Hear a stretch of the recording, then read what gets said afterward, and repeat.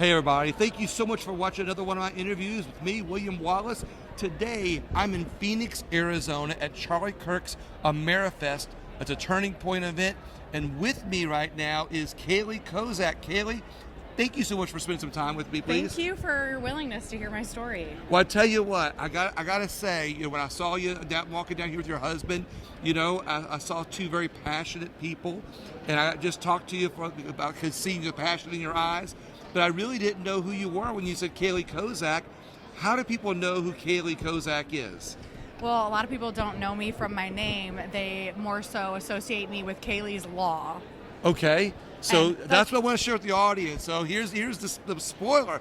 What is Kayleigh's Law? Well, it does not mean I'm a lawyer. It is not an attorney's office by any means, which some people actually have mistaken it for.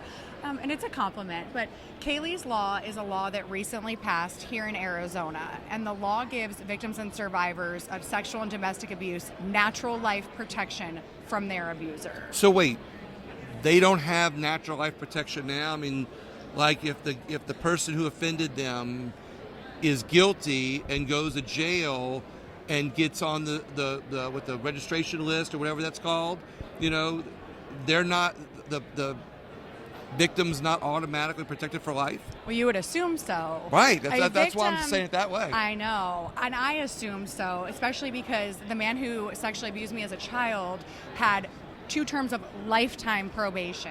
But lifetime does not mean lifetime. The definition of lifetime is actually 7 to 14 years. So this is kind of like juvenile life. When somebody gets juvie life, Exactly. They just go to their 21, even if they're 20, serve a year. But this guy, 7 to 14 years is a lifetime for a sex offender? Yes, it doesn't matter what the offense is. They are able to petition to get off whatever their probation term is. Sex offenders have a lot of rights, and petitioning to get off their probation is one of them. So prior to Kayleigh's Law, a victim's direct protection fell within the probation terms. Once probation is gone, so was protection. And I was not okay with that. That is not okay. So that means that while they're on their probation, they cannot contact the person that they offended. Yes. Or violated, Yes. we'll say. And so after their term is done, they have a right to reconnect with that person that they offended? Prior to the law, there was absolutely no consequences for them if they were to contact their victim. And this law stops it. Is that the only thing that this law does? Is there a couple things? Oh no, this law provides the victim natural life protection from their abuser. So they will be served with a lifetime injunction that is valid for their natural life. There are no loopholes. There's no way around it. Once they are served with that petition, they may not violate it regardless of the terms of their probation. If they do, there's a hefty penalty. So even if they get off, so even if the offender gets off, gets out of their lifetime sentence, They can never, once they're served this injunction, they can never ever contact their victim again. That's right. That's exactly what it means. A question came to mind. I ask a lot of questions, by the way. So who decided that lifetime was 7 to 14 years? I don't know. I do know that the definition has recently changed. It used to mean lifetime, an actual lifetime. It does not mean that anymore. You know how it is these days. Yeah. People are making definitions for whatever they want and changing it. And it's not okay. And that is why I had to amend the law this last session in Arizona to add natural to it, because that eliminates any loophole. It is valid for the defendant's natural lifetime. I love this. And I love the fact that you looked at how the laws are written that in some cases are protecting the violators. Absolutely. And you said, no, I want to protect the victims. Yes. But what I really want to commend you for is that you stood up. You were a victim, and you did not let that affect your life. Yeah. You did not let that change your life in a way that you're just going to be a victim your whole life. You stood up and used that to be able to protect other people, where a lot of people go away. They go, okay, I was a victim, and they just go away. You actually says, no, this has to stop. Yeah, it does. It does have to stop. And it's not okay. Victims endure so much. They should never worry that they're going to lose protection from the person who's already harmed them. Exactly. I should have never had to go back to court and ask the judge to not lift the man who sexually abused me as a child, his probation, because then I wouldn't have protection. After 15 years, no one should have to do that. And that's why I'm fighting so hard for victims, because they still matter. And let's put a time frame on this. I want to be personal and ask you, how old were you when this incident happened? I was 12 and 13 years old. I was in 6th and 7th grade, and my offender was my PE teacher and my club soccer coach. And how much older was he? 17 years. Okay, so the reason I'm bringing up the ages here is because when you talk about lifetime, used to be 7 to 14 years. Now that victim who is 13 years old, let's just say 14 years, at 27 years old, based on the old law, that perpetrator could contact that person at 27 years old and still have a major effect on their life at that age. Yeah. And for the person who is the offender, 14 years on top of their 30-something-year-old, they still have plenty of time after that. Absolutely, absolutely. And my case closed in 2007, and in 2020, when I got the phone call notifying me of what was going on, to say my life turned upside down is an understatement.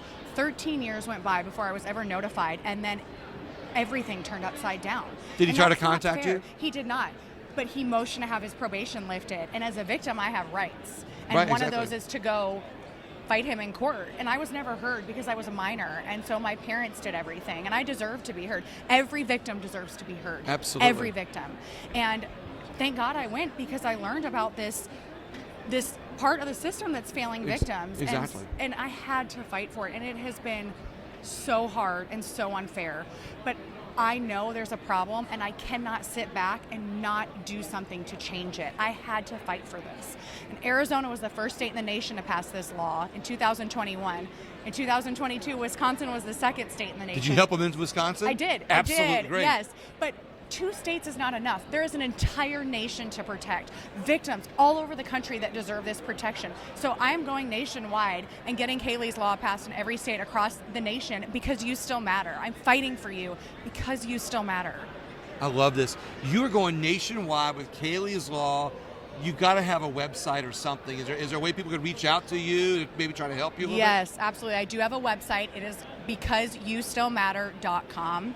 I'm on social media. Instagram is my biggest platform that I use, so it's the Kayleigh Kozak. And you can reach out to me on all platforms. And the biggest need for this law is to find sponsors in other states, legislative sponsors who are willing to draft the law. I can't do anything without a legislative sponsor. Exactly. And so finding the right sponsor in the right state to sponsor this is what I need. And also getting the word out, because I've done all I can to get this law put into effect, but I can't file every victim's petition. Victims have to file the petition on their own. But once so they Kayleigh's do, law, that the victim has to file the petition? Well, let me be clear on that. Okay.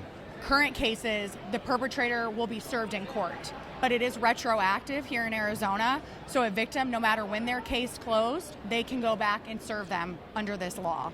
This is amazing. It is. It really is. Well, so tell me now, because this, like you said, it's off the record. It was off the record before. Not many people realize it, and there's a lot of victims who are not aware of this. Yeah. So are you doing something where you could reach out to other victims and help them make them aware of what's going on in their states? Yeah, I'm doing everything that I can. Elections really put a damper on it because everyone was so worried with that, and I understand. But session is starting in January, and it is a prime opportunity and prime time to draft these bills. So I am hustling hard. I'm talking to 5 states right now, so fingers crossed that we get going. When did Kayleigh's law go into effect in Arizona? September 24th. Oh, so it just happened? Yes. Okay, yes. This is great. This is exciting. Yes, it just went into effect September 24th. So.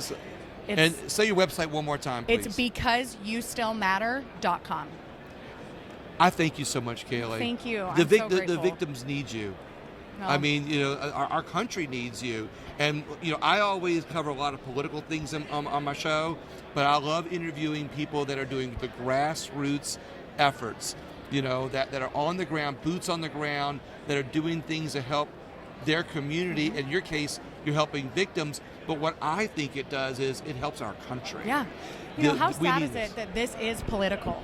How sad is that? Right, exactly. It shouldn't be. No. And what's been actually super amazing about this law is that it has had bipartisan support.